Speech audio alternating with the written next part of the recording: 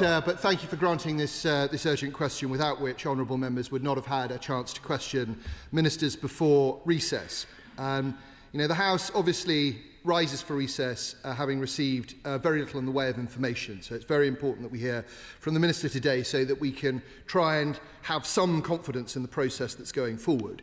And simply put, the purpose of our question today is to try and elicit from the Government a commitment to give the House a timetable, and also to confirm, as I think the Minister may have done, that it intends to comply fully with the language in the humble address. And I say that, Mr. Speaker, because there's been briefing to the press from government sources this week that the government might try to reinterpret the address in some way.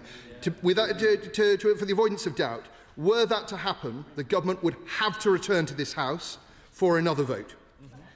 Last week, the Prime Minister told us the process would have integrity because it was being led by the Cabinet Secretary, and that any criticism or denigration of the Cabinet Secretary would not be right.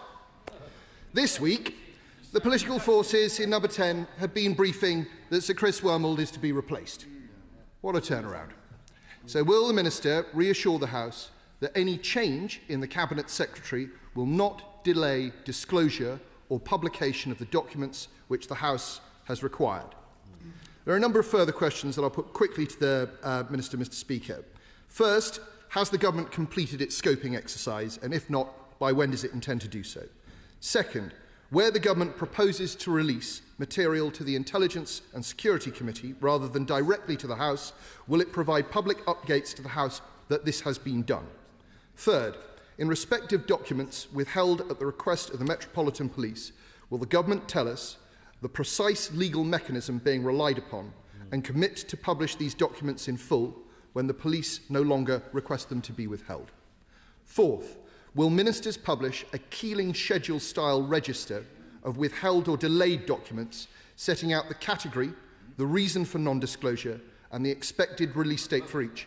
There are strong precedents for this. Fifth, at the dispatch box last week, the Minister told me he would write to myself and the member for Skipton about the Palantir contract. He's not yet done so. Please will he confirm that he will this week. Last and separately, will the Minister commit to publishing all documentation relating to the nomination of Matthew Doyle as a peer? This is now a matter of acute public interest. I will sit down, Mr. Speaker. The Minister will appreciate that confidence in this Government's integrity is very low. I hope he will comply in full. Minister. Can I thank the right honourable gentleman for that? Let me try and rattle through those questions. Firstly, and most importantly, we will comply fully. Made that clear in the House. So the Government accepted both the principle and content of the motion. We'll comply fully on it. There is a large, this touches on the scoping question, there is obviously a large amount of material potentially in play here, much broader than other humble addresses. That's not a criticism, that's just a factual observation of how long it's going to take to get through this. So the scoping has begun, and we are working, the Cabinet Office is working through that scoping material. As I say, I will update the House as soon as I can with furthermore. We hope to publish the first tranche of this when the House comes back from recess. But as I say, that is being worked through on scoping. The conversations with the Metropolitan Police, as I say, are absolutely, as the Speaker pointed out, have the primacy of this place at heart. But we also, as you would expect, not want to prejudice an ongoing police investigation, so we are just working our way through that. With regard to the Cabinet Secretary that the right honourable gentleman mentioned, obviously it wouldn't be appropriate for a Cabinet Office Minister to talk about the Cabinet Secretary or individual...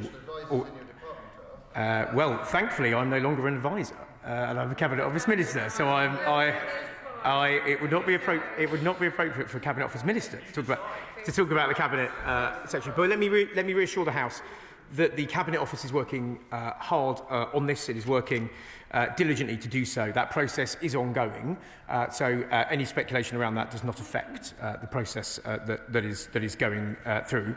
On Palantir, the right honourable gentleman mentioned this. I did commit to write to him. I have spoken to officials about that.